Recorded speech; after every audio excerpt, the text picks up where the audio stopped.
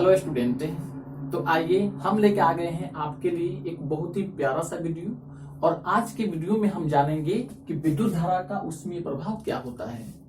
क्योंकि इस टॉपिक में बच्चों बहुत सारे स्टूडेंट्स को प्रॉब्लम रहता है कि यह इस पर किस प्रकार से हम न्यूमेरिकल करेंगे और किस प्रकार से हम समझेंगे कि कब बल्ब ज्यादा ब्राइटनेस प्रोड्यूस करता है और कब कम से कम ब्राइटनेस प्रोड्यूस करता है। तो इस सारे बातों को हम इस वीडियो में डिस्कस करेंगे। तो चलिए स्टार्ट करते हैं। मेरा नाम है जितेंद्र कुमार और यह आपका प्यारा सा चैनल है जेके फिजिक्स। तो आइए स्टार्ट करते हैं। देखो बच्चों, मान लो कि यह आपके पास एक चालक है और इसके दोनों सिरों को हम एक बैटरी से कनेक्ट कर देते हैं। यह आपका बैटरी है। तो होगा क्या बच्चों इसमें कि विद्युत धारा प्रवाहित होगी। क्यों? क्योंकि यह जो होता है उच्च विभव पर होता है और यह निम्न विभव पर होता है। तो इसके अंदर विभवांतर उत्पन्न हो जाएगा और जैसे विभवांतर उत्पन्न होगा तो इसमें धारा प्रवाहित होगी। अब धारा प्रवाहित होगी बच्चों तो यह देखिएगा ना, यह गर्म हो जाता है। तो हम कह सकते हैं कि जब किसी चालक में धारा प्रवाहित होती है तो वह चालक गर्म हो जाता है और यही घटना विद्युत धारा का ऊष्मीय प्रभाव कहलाता है। क्लियर है बातें? अर्थात जब किसी चालक में धारा प्रवाहित होती है तो वह चालक गर्म हो जाता है और इस घटना को या इस प्रभाव को हम कहते हैं विद्युत धारा का ऊष्मीय प्रभाव। क्लियर है? अच्छा, मान लीजिए कि इस चालक का प्रतिरोध R है और इसमें धारा I प्रवाहित होती है T समय तक। कितने देर तक बच्चों? T समय तक। तो इसमें जो ऊष्मा उत्पन्न होगी क्या होगी बच्चों? ऊष्मा। ऊष्मा को इंग्लिश में हीट बोलते हैं, हीट। तो इसकी मात्रा जो होगी, इसको सबसे पहले जूल ने बताया था, इसलिए इसको जूल इफेक्ट भी बोलते हैं। तो H इक्वल टू, इसको H से इंडिकेट करते हैं, H equal to I square R into T। यह होता है इसमें प्रवाहित ऊष्मा का मात्रा। अर्थात हम कह सकते हैं कि अगर कोई चालक जिसमें T समय तक विद्युत धारा I प्रवाहित होती है तो उस चालक में उत्पन्न ऊष्मा H होगा और उस H का मान बच्चों I square R into T होगा। क्लियर है बातें? अब यहां पे आपको याद रखना है कि H जो है ना बच्चों, यह है उत्पन्न ऊष्मा। क्या बोलते हैं इसको? उत्पन्न ऊष्मा बोलते हैं। और इसी ऊष्मा के कारण यह चालक गर्म हो जाता है। तो हमें दूसरे रूप में कह सकते हैं बच्चों कि इस प्रतिरोध के कारण, किसके कारण? प्रतिरोध के कारण धारा का विरोध किया जाता है और जब विरोध होता है तो उसमें ऊर्जा क्या होती है बच्चों? खर्च होती है, ऊर्जा खर्च होती है और वही ऊर्जा H होती है और यह चालक को गर्म कर देती है। ओके, आइए अब हम जान लेते हैं कि इस नियम से संबंधित जो जूल का प्रभाव है वह क्या बताता है आपको। अर्थात हम कह सकते हैं कि विद्युत धारा से संबंधित जूल का नियम, जूल का नियम याद रखिएगा। जूल यहां पे एक वैज्ञानिक का नाम है। क्या है बच्चों? वैज्ञानिक का नाम है। और इन्होंने सर्वप्रथम क्या बताया था? इन्होंने कहा था बच्चों कि मान लीजिए कि यहाँ पे एक प्रतिरोध है जिसका मान R है। इस प्रतिरोध में धारा I प्रवाहित होती है। कितने समय तक? तो T समय तक। तो इस प्रतिरोध के अंदर जो ऊष्मा उत्पन्न होगी H, वह किस किस बातों पर डिपेंड करेगी? तो प्रतिरोध पर डिपेंड करेगी, धारा पर डिपेंड करेगी और इसमें लगने वाले समय पर निर्भर करेगी। तो इसके लिए उन्होंने 3 नियम दिया और उसी नियम को हम लोग जूल का नियम भी कहते हैं। आगे देख लेते हैं प्रथम नियम क्या है। इसको फर्स्ट लॉ बोलते हैं, प्रथम नियम। इन्होंने कहा बच्चों कि जब R तथा T नियत रहे, प्रतिरोध और समय का मान जब नियत रहता है तो उस स्थिति में उसमें उत्पन्न ऊष्मा directly proportional to I square होती है, अर्थात धारा के वर्ग के सीधा समानुपाती होता है उसमें उत्पन्न ऊष्मा। क्लियर है इतनी बातें? लेकिन कब? जब प्रतिरोध और समय का मान नियत हो।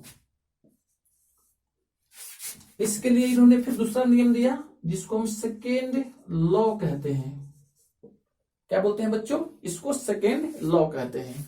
और यह कहता है कि जब I तथा T का मान नियत हो तो उस स्थिति में H directly proportional to R का होता है, अर्थात जितना ज्यादा प्रतिरोध होगा उतना ही क्या होगा? ऊष्मा उत्पन्न होगा, उतना ही ज्यादा ऊष्मा उत्पन्न होगा।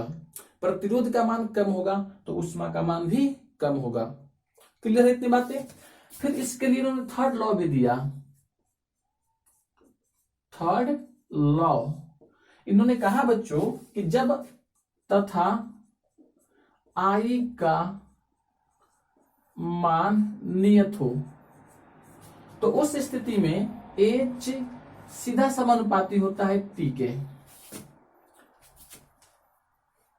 और इसको हम इक्वेशन थर्ड मान लेते हैं, इसको हम इक्वेशन 2 मान लेते हैं।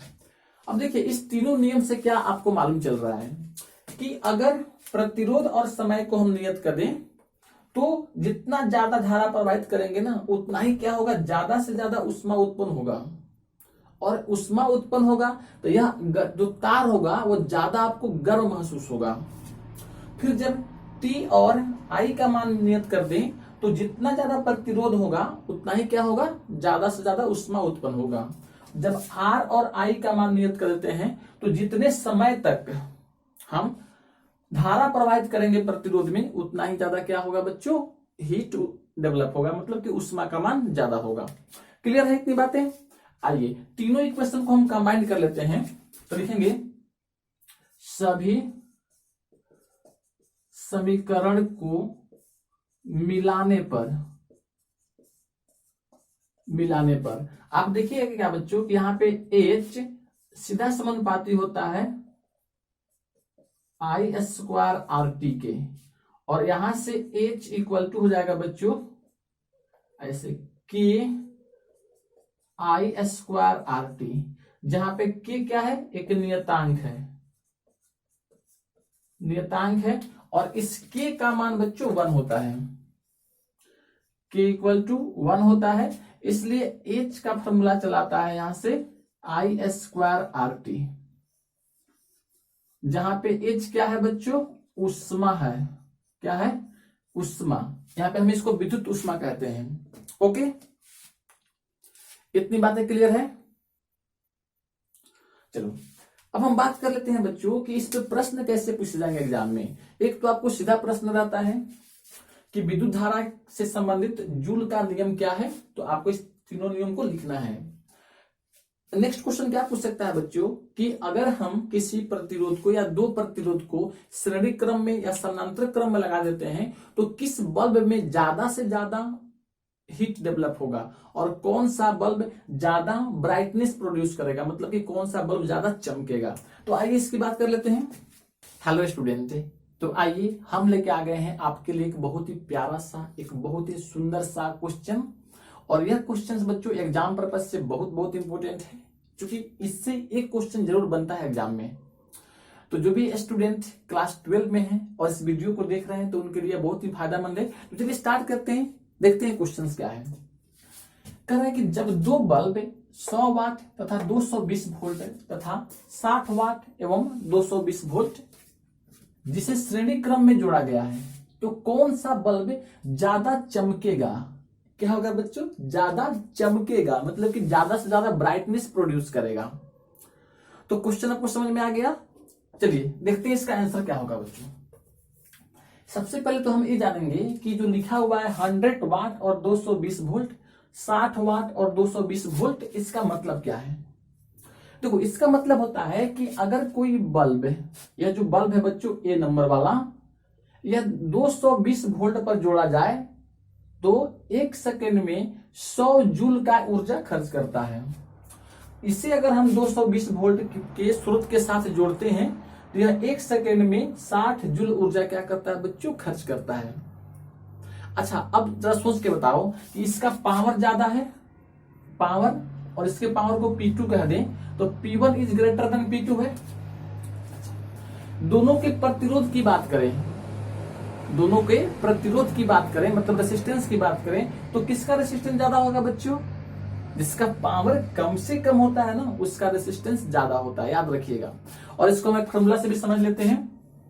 देखो यहां दोनों बल्ब के लिए क्या है बच्चों, विभव का मान नियत है, विभव क्या है, नियत है।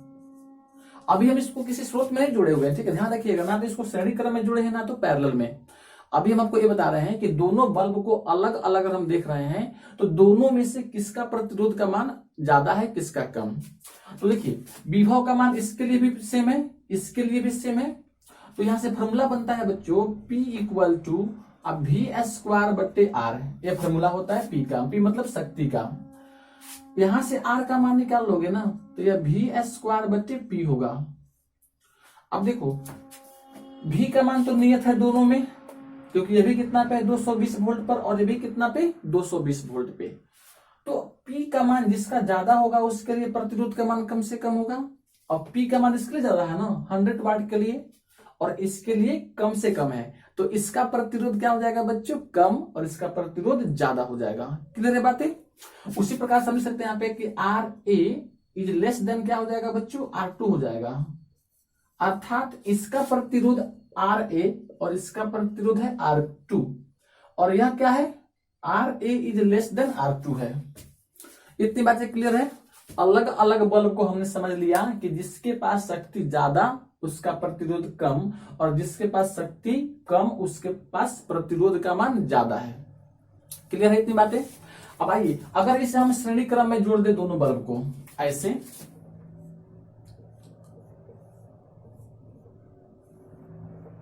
आज के बाद आपको कोई भी कंफ्यूजन इसमें नहीं होगा, मुझे पूरा उम्मीद है।